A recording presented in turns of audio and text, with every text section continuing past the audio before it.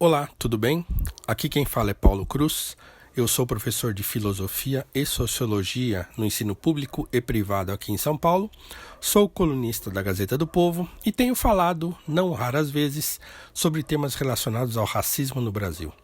Eu estou aqui totalmente chocado, espantado, com esse caso de assassinato por espancamento de João Alberto Silveira Freitas, mais conhecido como Beto, pelos amigos, que foi brutalmente espancado e assassinado numa loja do supermercado Carrefour, em Porto Alegre. Me causa um choque, um espanto muito grande de ver a violência dos atos, a violência perpetrada por aqueles dois homens que espancam um homem dentro de uma loja diante de câmeras. Nós sabemos que hoje tudo é filmado, tudo é registrado, então o fato das pessoas se comportarem dessa maneira diante de filmagens é para mim algo inominável. É algo de uma violência e de um desprezo pela vida do próximo inominável.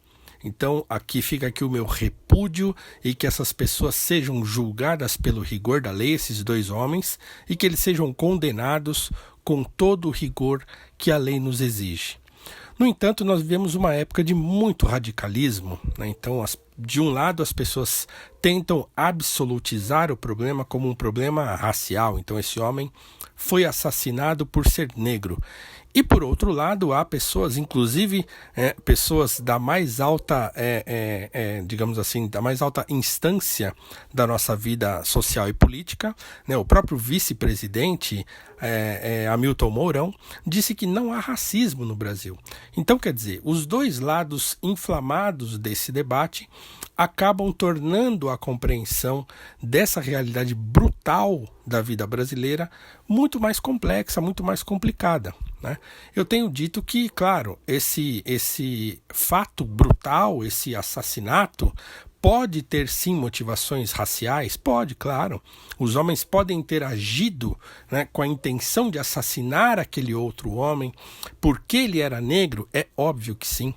É óbvio que a motivação, que o desprezo, que a maneira como eles espancam aquele homem até a morte pode sim ter sido causada por um desprezo a esse homem justamente por ele ser negro.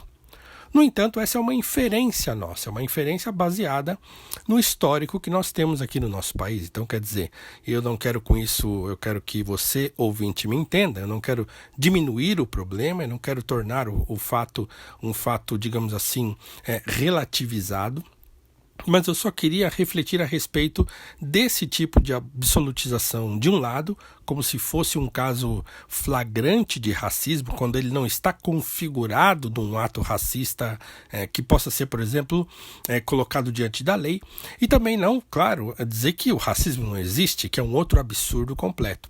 Então eu convido você, leitor, a ler as minhas colunas, você ouvinte, a ler aquilo que eu escrevo, tenho escrito na Gazeta do Povo, porque eu tenho tentado, de certo modo, equilibrar essa discussão, tentado trazer um pouco mais de racionalidade a uma discussão que, claro, envolve muito os nossos sentimentos. Eu, como homem negro também, eu sinto muito quando vejo esse tipo de coisa, mas eu tento, por eu ser um professor de filosofia, seguir a recomendação dos filósofos, que é pensar um pouco no assunto antes de me manifestar. Então eu acho que isso é um caso grave, é um caso muito complexo e que deve ser tratado com o rigor da lei.